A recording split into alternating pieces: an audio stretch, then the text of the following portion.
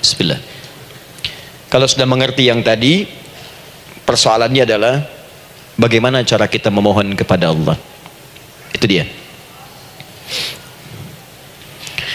Bagaimana cara kita meminta? Kata Allah, kamu kalau punya masalah minta. Ya Allah, caranya bagaimana? Karena sesuatu yang dikerjakan tanpa ilmu dan tidak tahu caranya, itu bisa keliru. Hidup itu menyembah Allah tidak cukup dengan iman, Bu. Mesti pakai ilmu. Iman saja sekalipun kuat tanpa ilmu, itu bisa salah. Kuat ingin mendekat kepada Allah. Ya Allah, aku ingin ibadah, kuat. Saya punya kawan dulu di pesantren. Tahun kedua, dia sudah berubah. Ya, tadinya orang tuanya melihat anaknya, masya Allah, tiba-tiba ada perubahan, senang ibadah, Bu.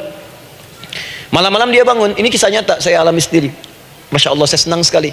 Kita saling doakan, dia bangun malam tahajud, bangun jam 2, Anda bayangkan. Yang sebelumnya menjelang subuh atau apa, ini malam Jumat lagi, malam libur. Malam libur biasanya santri itu kebanyakan ada yang keluar, ada yang main, ada yang macam-macam. Ini dia malam tahajud, jam 2 bangun. Saya bahagia sekali. Udah bangun, sholat, selesai. Cuman pas waktu mau subuh, kok saya lihat tidur. Saya bangunkan kan, Fulan bangun. Oh iya, kata iya. Oh mungkin nanti mau nyusul. Saya pikir istirahat dulu. Saya ke masjid lah. Udah ke masjid, dah selesai. Kita diskusi di masjid, selesai. Semua pulang saya jam 7. Saya lihat masih tidur juga. Barangkali dia sudah tadi sholat mungkin di kamar, nggak sempat ke masjid karena capek. Tapi saya lihat kok posisinya nggak berubah. Di situ juga. Akhirnya setengah jam saya tunggu, saya bangunkan. Bangun. Kenapa Adi? Katanya. Saya kira antum belum sholat subuh ya. Adi gimana sih? Kan udah saya jama dengan tahajud tadi. Udah saya jama dengan tahajud. Jadi memang kekuatan imannya lagi tinggi, cuman ilmunya kosong. Ini yang bahaya. Besok-besok kalau orang kayak gini sholat subuh bisa 4 rakaat. Ya. Karena itu berdoa penting, cuma kita mesti tahu caranya. Yuk kita mulai bagian pertama. Quran surah kedua ayat 186, paling kiri sebelah bawah. Sudah? Wa idza sa'alaka 'ibadi 'anni fa inni qarib. Fokus. Kata Allah, kalau hamba-hambaku Muhammad SAW bertanya kepadamu, minta petunjuk untuk mencari-cari aku. Tuh Bu, coba lihat ayat doa dibuka lagi dengan kalimat hamba untuk menegaskan status kita. Jadi kalau ditanya kita siapa di hadapan Allah, hamba. Makanya nggak usah sombong. Jangan sombong karena kita cuma hamba. Karena itu ketika Korun sombong, Korun tuh manusia terkaya yang pernah hidup di bumi. Hartanya Bu, ini saya kasih bocoran sedikit, kunci berangkasnya saja kemana-mana itu suka dibawa, dipikul paling sedikitnya 8 bodyguard, cuman bawa kunci berangkas saja begini. Di Korun pengen ngasih tahu, kalau ada yang pengen nyuri di tempat saya silahkan aja, ini aja bodyguard saya ngangkat kuncinya susah. Korun. Jadi kalau Anda tidak sekaya Korun, jangan ikutan sombong, telat, gak ada kerjaan, sudah ada yang lebih kaya. Ya. Dan apa yang terjadi? Fakhosabna, kata Allah, kami telan, likuifasi, telan oleh bumi semua, dengan kekayaannya semua habis. Jadi ketika ada seseorang yang lupa dengan statusnya sebagai hamba, maka Allah akan memberikan pelajaran kepadanya untuk taubat. Kalau nggak mau taubat juga, telan habis, untuk menunjukkan kamu tuh bukan Tuhan, saya Tuhannya. Maka jangan ikutan sombong. Kalau ada yang baru punya Ferrari, Lamborghini, Lamborghini, ya, wow, bikin rame di jalan, cuman nggak update status, kasih tahu, maaf Mas, telat. Itu gambaran hidup. Dan ingat, setiap dibuka dengan kalimat permohonan, itu kalimatnya hamba. Hambaku, hambaku, hambaku. Termasuk mau minta taubat, hamba. Quran surah 39 ayat 53. Qul ya ibadiyalladzina asrafu ala anfusihim la taqnatu min rahmatillah. Katakan Muhammad pada hambaku yang merasa banyak dosa, pengen berdoa minta taubat. Kata Allah, hamba, saya terima taubatnya, hamba. Ini ya. Ini pun adab yang pertama dari Al-Quran. Adab yang pertama, kalau kita ingin berdoa dan doa itu cepat ingin dikabulkan, maka berdoalah dengan cara menghamba di hadapan Allah Subhanahu wa ta'ala. Jangan merasa tinggi.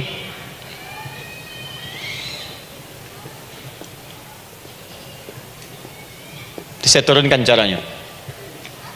Bagaimana cara menghamba itu dengan cara yang baik? Fokus.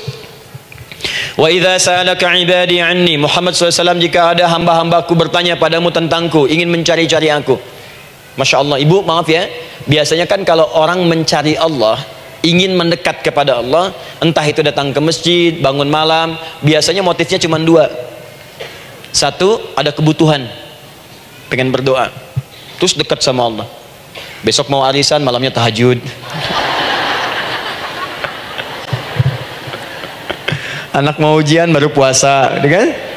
Suami ada proyek, nah, baru baca Quran, kan? Terus itu biasa itu, biasa. Jadi fitrah bu. Tumben jeng tahajud, fitrah. Itu biasa itu. Ya. Yang kedua, taubat dari maksiat. Taubat. Seorang taubat ke masjid, bangun malam, doa, itu biasa. Jadi kalau ada seperti itu tandanya kita hamba normal manusia. Fa inni qarib, kata Allah, katakan Muhammad SAW, katakan kepadanya, janganlah mencari, aku dekat. Dekat, jangan mencari, aku dekat. Jadi bu, ketika kita butuh Allah, langsung jawab oleh Allah, kamu mau apa? Aku dekat. Itu secara psikologi memberikan ketenangan yang paling dalam. Saya belum datang di sini sampai jam 8, ibu tanya panitia, ustadznya mana sih? Ukti, ustadznya mana? Jawaban pertama misalnya, ini belum jelas nih ustadznya, gak ada kabar. Yang kedua mengatakan, tenang saja, ustadz sudah dekat. Maka yang kedua itu lebih menenangkan kepada kita. Ketika ibu mencari, ya Allah, saya sedang ada masalah, langsung dijawab oleh Allah, tenang, aku dekat denganmu, mau minta apa? Itu bu, jadi kalau ibu sedang punya persoalan, psikologi Al-Quran mengatakan, langsung rasakan Allah tuh bersama kita, dekat, menunggu kita mau minta apa. Ibu punya masalah dengan suami, ingin mengadu, lu kata Allah, saya dekat, kamu kenapa? Ada masalah apa? Ayo minta, ayo cerita, mohon. Ibu punya masalah dengan anak, ibu punya masalah dengan tetangga, di pekerjaan, kehidupan sosial, kata Allah, saya dekat. Nah, perasaan itu hadirkan dalam jiwa kita. Ini sekarang jarang didapatkan. Jadi kalau ada masalah itu, hal pertama yang dilakukan itu belum ingat Allah, itu masalahnya. Di kebanyakan manusia itu kalau punya masalah, selalu ingin yang pertama itu solusinya, bukan Allahnya. Kan pemilik solusinya Allah. Jadi kalau kita ingat pada yang memiliki, maka apapun yang kita minta akan diberikan. Bahkan ada orang yang saking ingatnya dengan Allah, sebelum minta sudah dikabulkan. Itu yang dahsyat. Nah, sekarang setelah kita paham tentang kedekatan ini, kemudian kita praktekkan. Jadi bu ya, maaf ya, ketika ibu punya masalah apapun, yang pertama diingat Allah. Allah, engkau telah berjanji, engkau pasti akan tepati. Ya Allah, sekarang aku ada persoalan. Nah, sekarang teruskan ayatnya. Ujibu da'watad da'i idza da'an. Ujiba.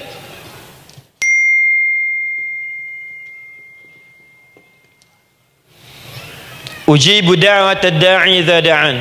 Aku pasti akan menjawab, mengabulkan setiap doa hambaku jika dia bermohon kepadaku. Saya ingin ajarkan sedikit di gramatikal bahasa Arab. Ujib itu disebut dengan fi'il mudhari namanya. Saya kasih rumus cepat bu ya. Insya Allah kalau ibu fokus dengan rumus ini, ibu nanti bisa memahami Al-Quran dengan baik. Saya kasih satu kalimat, hafalkan baik-baik. Ini gampang kok. Anita. Ya, Anita. Sudah? Anita. Baik. Hamzah, nun, ya, ta. Satukan, Anita. Kalau di dalam kalimat ibu baca Al-Quran, di depannya ada huruf hamzah ini, atau nun, atau ya, atau ta, maka itu rumus mudhari namanya. Gak usah dihafalkan mudharinya. Ya, nggak usah dihafalkan sampai bikin misalnya satu ungkapan, Anita istrinya Pak Mudhari, nggak usah, nggak ada kerjaan. Ya, nggak usah dihafal. Saya hanya ingin tunjukkan pemahaman. Kalau ada bentuk seperti ini punya 3 makna. Kalau dalam bahasa Inggris itu disebut present, ya, continuous, dan future. Present, continuous, and future. Sekarang, terus, sampai kapanpun. Sekarang, terus berlangsung, continuous, and future, sampai kapanpun di masa depan. Ini bentuknya disingkat dengan rumus ini, Anita. Di dalam konteks pengabulan doa, kata Allah, ketika saya akan kabulkan, kalau kamu punya masalah, kamu berdoa, saya akan kabulkan. Nah, kalimat Allah saya akan kabulkan ini bentuknya menggunakan mudhari. Ada hamzah di depannya, ujib. Artinya apa? Kalau ibu sekarang berdoa, saya akan kabulkan, kata Allah. Terus kamu berdoa, saya akan jawab. Nanti pun punya masalah di masa depan, kamu berdoa, saya jawab juga. Jadi artinya tidak ada doa yang sia-sia. Semua doa, ingat, sepanjang kita butuhkan, pasti Allah berikan. Doa itu sepanjang kita butuhkan, pasti akan dijawab.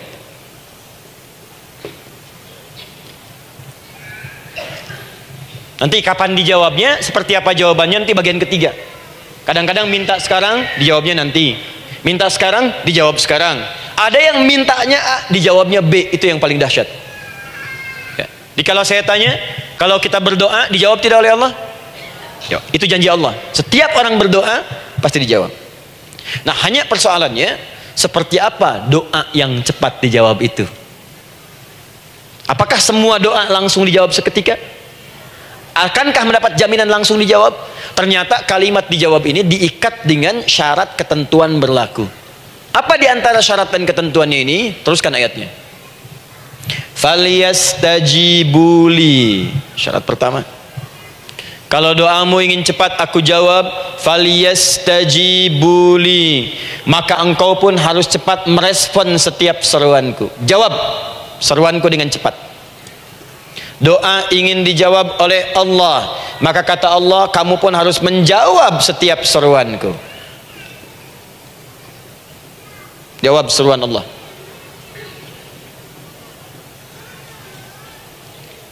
Ayo respon, adil.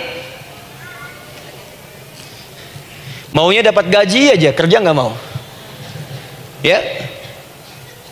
Apa ibu pikir duduk manis santai di ruangan tengah, tiap bulan suami datang berikan uang belanja? Belum tentu. Kalau sikap tidak bagus, ya interaksi tidak mulia, maka belum tentu itu didapatkan. Maka syarat pertama kata Allah, kalau doamu ingin cepat aku jawab, maka setiap aku seru, cepatlah engkau kemudian kerjakan dan jawab itu. Jadi ternyata seruan Allah itu terkait berkelindan dengan pengabulan doa. Jadi ketika ibu diseru oleh Allah, diminta diperintahkan sesuatu oleh Allah, sebetulnya itu kunci untuk mendapatkan jawaban doa kita, Bu. Dipanggil kita, ayo cepat datang ke sini, mau minta apa? Minta, saya kasih. Apa di antara kunci doa itu, Ustaz? Yuk kita lihat. Adalah jawaban dari seruan Allah. Apa di antara seruan Allah itu? Saya beri contoh satu misalnya. Allah perintahkan kita untuk sholat. Bahkan diseru, diingatkan 5 kali dalam sehari. Salat. Bukankah kita diseru, Bu, dipanggil 5 kali sehari untuk salat? Allahu Akbar, Allahu Akbar. Ya kan? Diingatkan kan? Ayo ingat Allah, ingat Allah, ingat Allah, ingat Allah. Allah Maha Agung, Maha Besar semuanya, dan seterusnya. Perhatikan baik-baik. Apa tujuan Allah menyeru kita dalam salat? Ternyata bukan ingin memberikan beban ruku dan sujud. Bukan sujudnya yang penting. Karena semua makhluk tidak sujud pun tidak akan menurunkan status Allah sebagai Tuhan. Allah tetap Allah, nggak ada ruginya. Yang rugi kita. Ternyata ketika disuruh sujud, disuruh ruku itu, ternyata yang ditunggu itu bukan ruku sujudnya. Allah nunggu punya masalah apa, mau minta apa. Karena itu dalam ilmu fikih, ibu buka semua kitab fikih, salat itu secara bahasa disebut dengan doa. Nama lain dari doa adalah salat. As-salatu hiya doa. Salat adalah doa. Karena itu semua bacaan dalam salat doa semua. Coba lihat. Baru takbir Allahu Akbar, doa iftitah. Al-Fatihah doa, Bu, jangan dikira Al-Fatihah nggak ada doanya. Nih, nanti saya berikan cepat ya. Ini highlight dulu. Highlight dulu. Dalam salat itu ada 4 keadaan. Ingat ini baik-baik. Nanti ibu manfaatkan, minimal zuhur lakukan. Ada berapa keadaan? 4. Ada 4 posisi, 4 keadaan dalam sholat. Yang kalau ibu berdoa benar, meminta di situ dengan benar, itu seketika akan dikabulkan. Seketika. Satu, saat berdiri. Berdiri. Dua, saat ruku'. Ruku'. Ketiga, saat sujud. Ketiga, saat sujud. Keempat, sesaat sebelum salam. Berdiri, ruku', sujud, sesaat sebelum salam. Baik, sebelum saya bahas lebih jauh, saya ingin sampaikan dulu. Jadi ternyata ketika kita diminta oleh Allah menunaikan sholat, itulah cara kita memohon, Bu. Itulah waktu kita meminta. Dan dahsyatnya dalam sehari itu 5 kali ditungguin, Bu.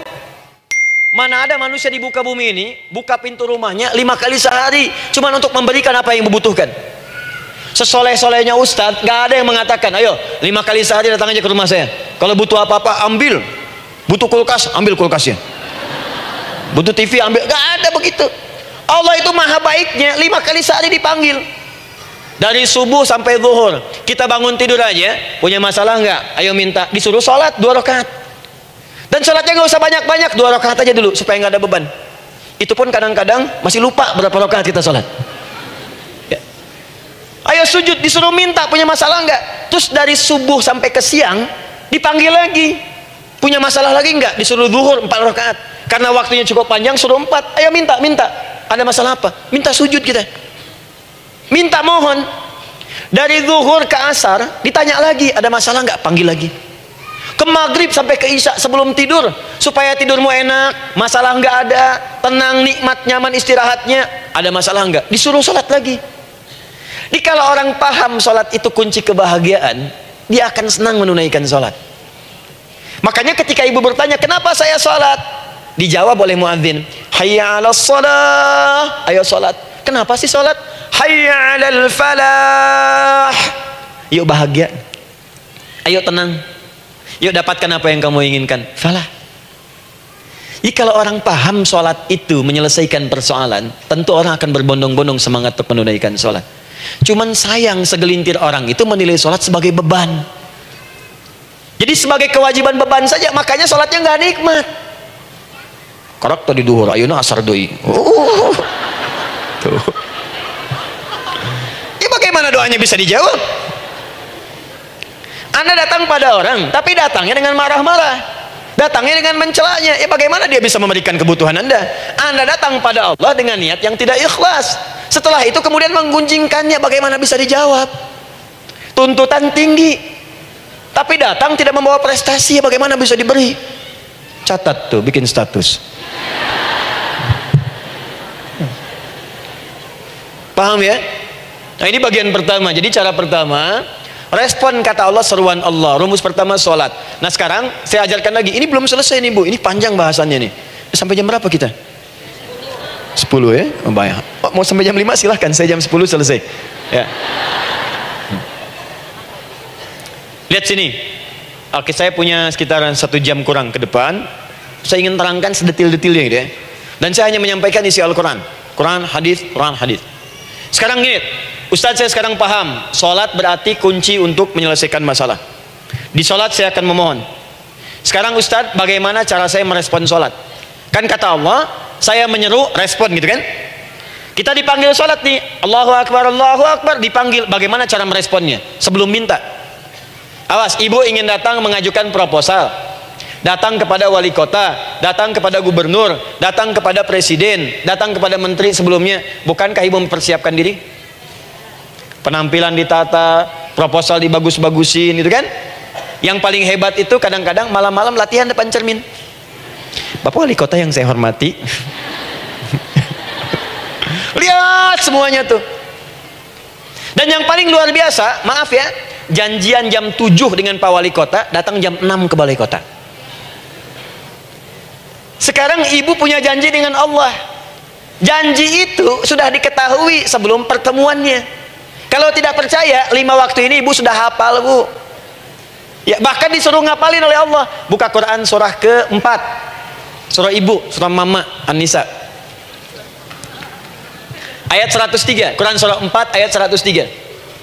فإذا قضيتم الصلاة فاذكروا الله قياما وقعودا وعلى جنوبكم فإذا اطمأننتم فأقيموا الصلاة. Lihat ujung ayatnya. Innas salata kanat 'alal mu'minina kitaban mawquta. Sungguh semua waktu salat itu telah ditetapkan waktunya bagi orang beriman. Itu terjemahan biasa. Kalau terjemahkan pakai ilmu balaghah, sungguh orang beriman itu hafal waktu-waktu salat. Tahu waktunya. Apalagi kalau di waktu itu ibu punya kepentingan, pasti hafal. Kalau ibu benar memprioritaskan sholat dan menilai sholat sebagai solusi hidup, menilai sholat sebagai kebutuhan, ibu pasti akan hafalkan itu, Bu. Nih ya, ibu dapat bagian arisan nih bulan ini misalnya, dan memang bagian jatah ibu, demi Allah saya katakan, sebulan sebelumnya ibu sudah hafal tanggalnya kapan, bahkan di kalender tuh diwarnain, papa bagian mama nanti bulan ini tuh. Dicatat semua, di tempat siapa, jam berapa, datang dengan penuh keceriaan dan kebanggaan. Luar biasa. Hanya untuk urusan dunia yang itu habis gitu. Jika dia tidak meninggalkan ibu, ibu yang meninggalkan dia duluan. Sekarang 5 kali sehari semua diberikan, bahkan lebih daripada dunia dan seisinya. Harusnya sih wajarnya dihafalkan waktunya, dan ibu hafal. Ayo, subuh jam berapa sekarang? Lihat sini, bukan ke atas. Ditutup tuh. Tuh, sana tuh. Subuh jam berapa? Ayo ngelihat ke sana, 4:43. Zuhur jam berapa? Tuh, asar, maghrib, isya. Itu kan kunci ibadah. Dan kunci ijabah, kunci ibadah, kunci ijabah. Di situ ada pengabulannya. Ini gimana mau minta, waktu permintaannya aja nggak hafal. Gimana mau bermohon, datangnya aja telat. Karena itu bagaimana cara merespon seruan Allah, diaturlah di Quran surah kedua ayat 152, paling kanan sebelah bawah. Quran surah kedua ayat 152. Ibu masih ingat? Bukankah sholat disebut sebagai zikir? Masih ingat? Ya, di surah ke-20 ayat 14. Wa aqimis sholata lidzikri, tunaikan sholat sebagai zikir kepadaku. Sekarang lihat ya. Lihat ketentuan Allahnya. Kalau ibu dipanggil untuk sholat, dipanggil untuk zikir, cepat respon. Ibu cepat respon, Allah pun akan cepat merespon permintaan ibu. Lihat kalimatnya. Fadhkuruni adzkurkum. Fadhkuruni adzkurkum. Kalian mengingat saya, maka saya pun akan ingat dengan kalian. Kalian zikir kepada saya, ingat saya, kata Allah, maka saya pun akan ingat kalian. Di antara makna zikir, sholat. Kalau ibu sholat mengingat Allah dengan cepat, maka Allah pun akan cepat mengingat kita. Contoh,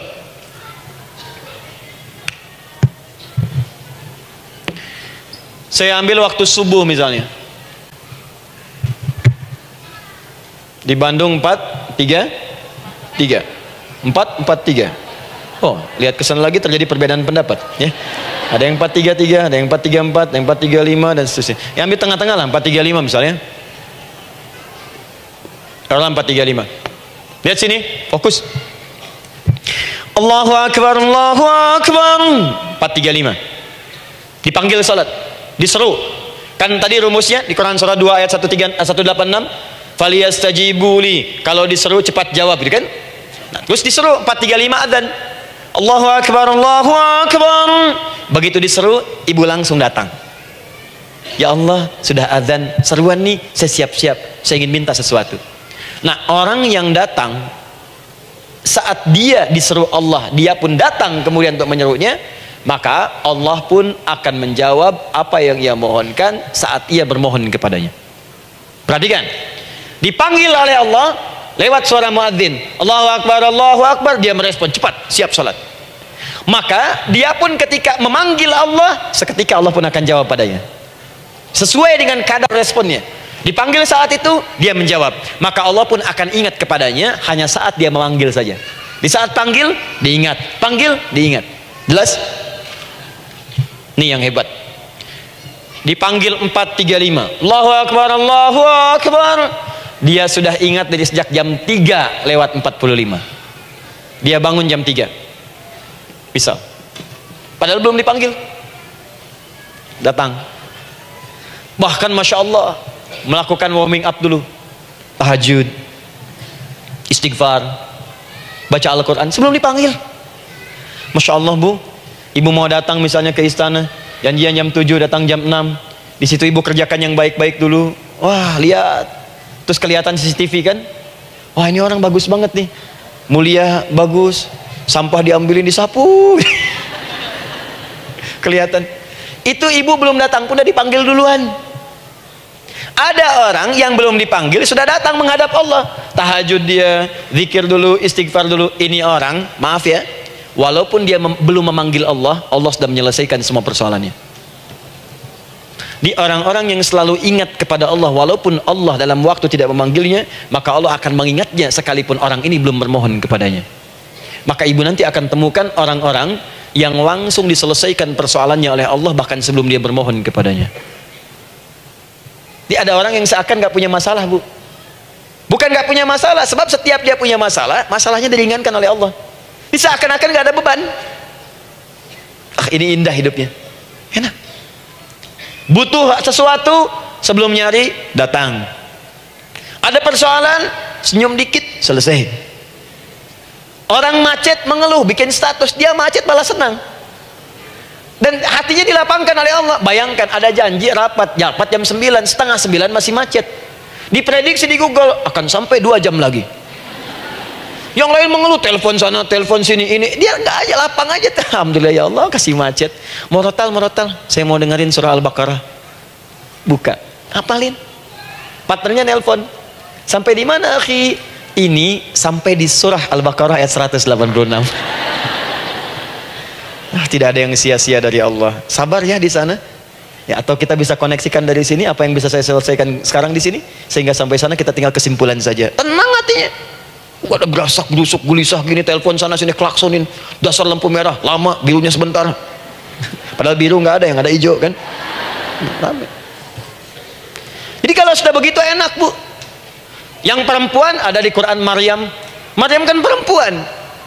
Dan Maryam itu bukan nabi, bukan rasul, ingin memberikan pesan kepada ibu, perempuan dimanapun, tidak harus jadi nabi supaya doa cepat dikabulkan, tidak harus menjadi rasul. Ini Maryam bukan nabi, bukan rasul, tapi dia ini luar biasa. Sebelum dipanggil udah datang, zikirnya tak terlukiskan, mohon kepada Allahnya luar biasa, menjaga diri dari hal yang dilarang oleh Allah. Apa hasilnya? Sebelum diberikan bahkan oleh pamannya sudah ada kebutuhannya.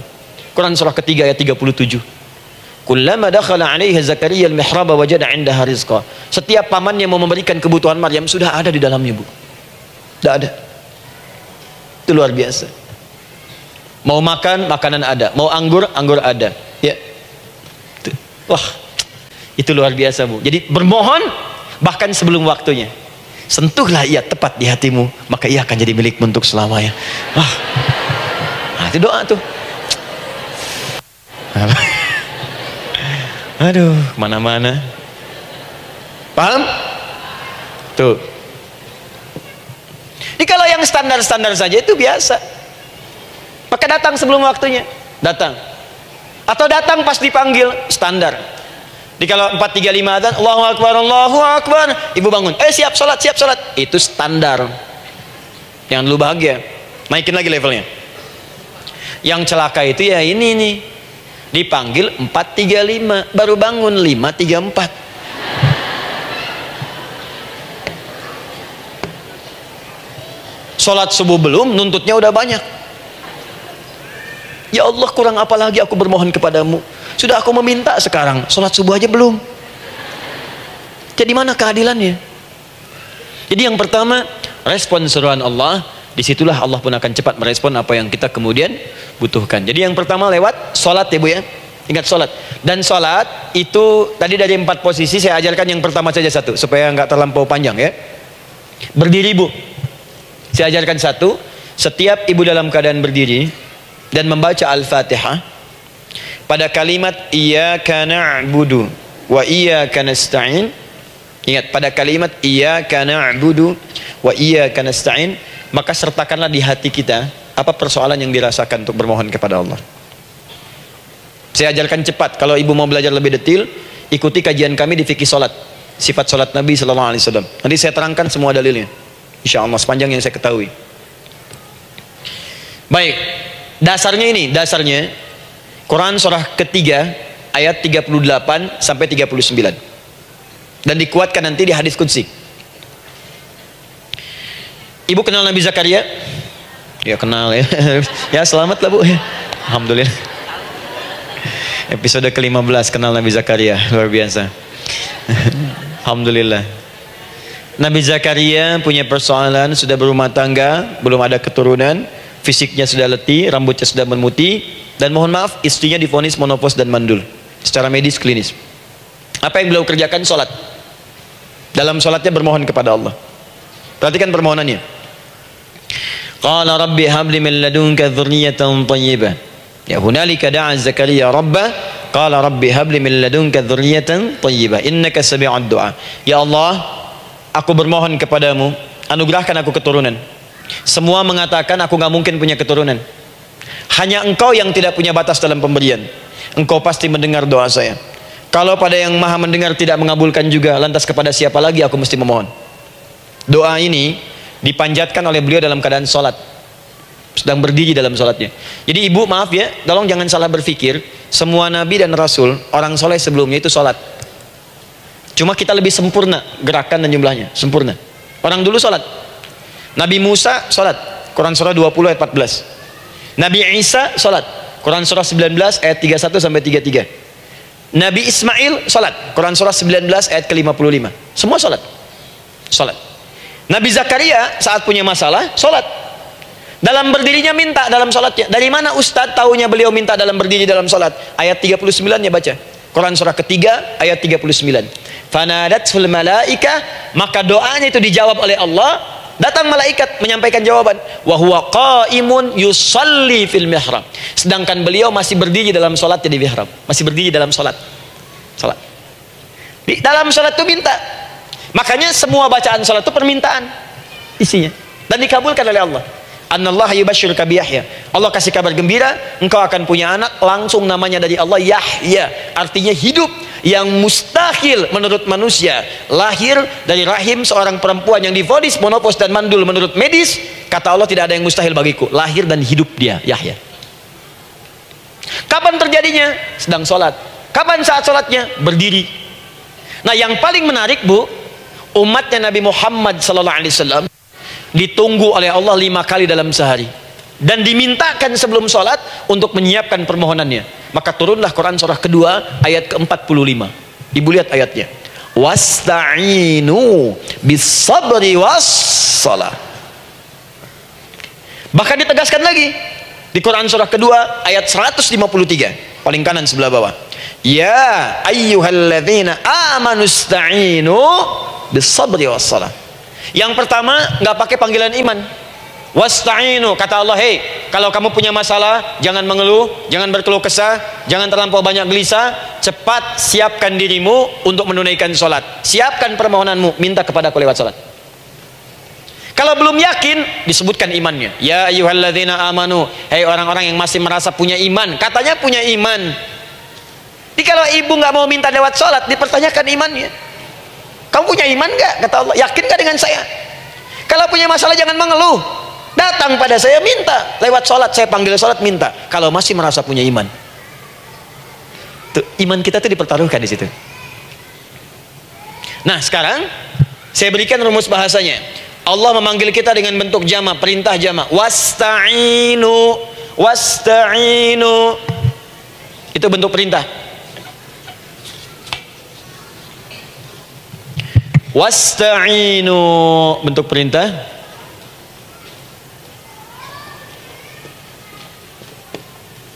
Wasta'inu. Dan jika kalian, perhatikan cara menerjemahkannya, dan jika kalian punya persoalan dalam hidup, punya kebutuhan, maka bergegaslah siapkan dirimu untuk minta kepadaku solusi. Wasta'inu, dan mintalah oleh kalian pertolongan, solusi. Bisabri wassalah, pertama sabar dulu. Sebelum sholat, sabar dulu dengan itu. Tahan dulu, terima dulu. Jangan mengeluh, terima dulu. Nanti dalam sholat minta solusi. Itu maksudnya. Punya masalah sekarang jam 9 lewat, sabar, tahan dulu. Koreksi diri, istighfar. Nanti zuhur minta. Atau duha sekarang sholat, datang ke masjid, sholat duha minta. Tahiyatul masjid minta sekarang. Sabar. Ini sabar, terima dulu. Jangan mengeluh, sabar. Ingat, terima, sabar. Karena Allah mustahil memberikan ujian masalah kalau kita tidak sanggup menerimanya. La yukallifullahu nafsan illa. Saya sering katakan Bu ya, maaf kalau kalimat ini mungkin kurang berkenan, tapi kalimat ini nyata. Kalau ibu sekarang punya masalah seberat apapun, itu artinya hanya ibu yang sanggup untuk menerimanya. Saya tidak. Betul, karena itu persoalan itu dititipkan kepada ibu, bukan kepada seorang bernama Adi Hidayat. Ibu yang dipercaya. Ya, ibu dipercaya oleh Allah. Kenapa ibu tidak yakin dengan itu? Karena cuma ibu yang bisa mengatasi. Ibu yang mampu, saya tidak. Karena itu dititipkan pada ibu. Kaidahnya la yukallifullahu nafsan illa wus'aha. Allah nggak akan berikan beban ujian masalah kalau dia nggak mampu. Artinya kalau saya nggak mampu, saya nggak dikasih. Ibu mampu, ibu diberi. Jangan mengeluh. Kenapa mesti saya ya Allah? Kamu mampu. Ya Allah, why me? Why not? Kamu yang bisa. Nah sekarang wassalah, setelah terima itu, tapi juga jangan terlampau kepedean. Memang cuma saya yang mampu ya bikin status. Kemudian sholat, kita akan katakan, ya Allah, Engkau perintahkan saya untuk minta tolong. Sekarang saya akan minta kepadamu. Lalu kita katakan, maaf ya, ya Allah, saya sekarang punya masalah, saya ingin bermohon kepadamu, saya ingin minta kepadamu ya Allah, saya mohon ya Allah. Maaf Bu ya, maaf ya, sebentar. Ibu kalau punya masalah sedikit atau banyak? Banyak. Yang punya masalah ibu saja atau anak juga punya masalah? Kadang-kadang, bukankah anak yang punya masalah ibu yang minta? Bukankah suami yang punya persoalan ibu yang bermohon? Kan? Karena itu, kalau kita ingin memohon kepada Allah dengan persoalan yang kompleks mewakili yang banyak, maka pertama kalimatnya diawali dengan huruf na. Berarti kami, kita, semua. Jelas ya? Nah, ibu ingin robah kalimatnya minta tolong. Kata Allah, minta kepadaku pertolongan. Wasta'inu. Ibu ingin robah menjadi bentuk permintaan. Rubah kalimatnya menjadi nasta'in. Nasta'in. Nasta'in.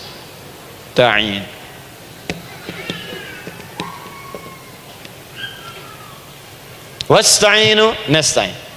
Minta kepada siapa tadi? Allah. Boleh minta kepada selain Allah? Tidak. Hanya kepada Allah saja? Hanya kepada Allah saja. Hanya kepadamu ya Allah, tidak kepada yang lain. Maka kalimatnya menjadi iyyaka. Iyyaka. Hanya kepadamu saja ya Allah. Engkau berjanji kalau ada masalah minta aku berikan. Sekarang hanya kepadamu saja ya Allah aku bermohon. Maka kalimatnya namanya iyyaka nasta'in. Sekarang saya tanya kepada ibu, apakah dalam sholat ibu membaca kalimat iyyaka nasta'in? Tuh. Saya mau tanya, ibu bacanya saat ruku atau saat sujud? Berdiri. Nggak ada orang ruku baca kalimat ini. Allahu Akbar, iyyaka na'budu wa iyyaka nasta'in. Berdiri. Iyyaka na'budu wa sekarang saya bacakan hadis qudsinya, tersambung dari Nabi sallallahu alaihi wasallam. Qala Rasulullah sallallahu alaihi wasallam, qala Allah azza wa jalla. Allah langsung yang berfirman lewat hadis qudsi. Perhatikan bahasanya. Qasamtu shalah baini wa baina 'abdi. Saya bagi dalam salat itu dua bagian, antara hak aku dan hak hambaku. Wali 'abdi ma sa'ala. Dan jika benar hambaku menunaikan kewajibannya dengan baik, menjaga hak-hak aku, maka pada saat itu apapun yang dia minta dalam salat aku akan berikan. Apapun. Kapan itu terjadi? Perhatikan kalimatnya. Idza qala al-'abdu, kalau hamba mulai membaca dalam salatnya, alhamdulillahi rabbil alamin. Alhamdulillahi rabbil alamin. Qala Allah azza wa jalla, seketika Allah menjawab, hamadani 'abdi, hambaku sedang memujiku. Ibu ingat baik-baik Bu ya. Ingat baik-baik. Setiap ibu baca Al-Fatihah dalam salat itu Allah memperhatikan dan menjawab bacaan ibu. Tadi masih ingat ketika saya katakan wa idza sa'alaka 'ibadi anni fa inni qarib, Allah itu dekat. Ya. Wa idza qala al-'abdu ar-rahmanir rahim, kalau hamba melanjutkan ar-rahmanir rahim, qala Allah azza wa jalla, Allah langsung menjawab athna 'alayya 'abdi, hambaku sedang menyanjungku. Wa idza qala al-'abdu maliki yaumiddin, ketika hamba berkata maliki yaumiddin, qala Allah azza wa jalla, Allah menjawab majjadani 'abdi, hambaku sedang mengagungkanku. Sekarang perhatikan kalimat ini. Wa idza qala al-'abdu, jika seorang hamba berkata, iyyaka na'budu wa iyyaka nasta'in, ya Allah, sekarang hamba salat ibadah atas perintahmu, dan hamba minta, ya Allah, hamba punya masalah, hamba punya persoalan, dan kau janjikan minta dalam salat. Qala Allah azza wa jalla, Allah jawab, hadza baini wa baina abdi, inilah perjanjian aku dengan hambaku. Wali abdi, kalau hambaku benar salatnya sampai bacaan ini, masalah apapun yang dia minta sekarang aku akan kabulkan. Dalam berdiri. Cuman sayang, kadang-kadang dalam keadaan ini banyak yang tidak minta. Maka caranya saya sampaikan yang pertama, kalau ibu sudah sampai ke bacaan ini, iyyaka na'budu wa iyyaka nasta'in, sertakanlah dalam hati ibu, gak usah dilafadzkan, sertakan ibu punya masalah apa, atau secara umum minta solusi, minta.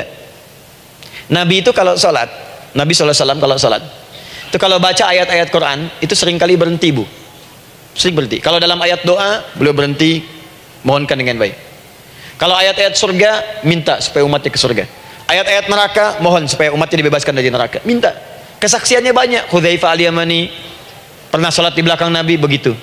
Abdullah bin Mas'ud radhiyallahu ta'ala anhu sholat di belakang Nabi, begitu. Ubay bin Ka'ab radhiyallahu ta'ala anhu sholat di belakang Nabi, begitu. Di kesaksian mereka sama semua. Makanya seringkali itu nggak sadar, enak sholat dengan Nabi itu, nyaman. Kalau baca ayat surga seakan-akan pengen cepat ke surga. Kalau baca ayat doa berdoa, jadi nggak sadar. Rakaat pertama 100 ayat aja Al-Baqarah. Ya, kadang-kadang lewat ke Ali Imran. Pernah rekornya 5 juz 4 halaman, An-Nisa ayat 176 baru berhenti. Ya, walaupun besoknya nggak pada ikutan lagi. Ya, karena merasa ini kapan rukunya gitu, sekarang atau nanti, sekarang atau nanti. Tapi enak. Nah, saya ajarkan satu hal, kalau kita sampai pada bacaan Al-Fatihah tadi, jeda sejenak, bu, rasakan itu, minta. Minta. Setelah itu Allah ajarkan satu lafaz, kalau lafaz ini benar dibacakan oleh ibu, benar dibacakan, maka seketika doa akan dijawab, langsung dikabulkan. Apa bacaan itu? Nanti dalam pelajaran selanjutnya kita akan bahas, ya, insya Allah.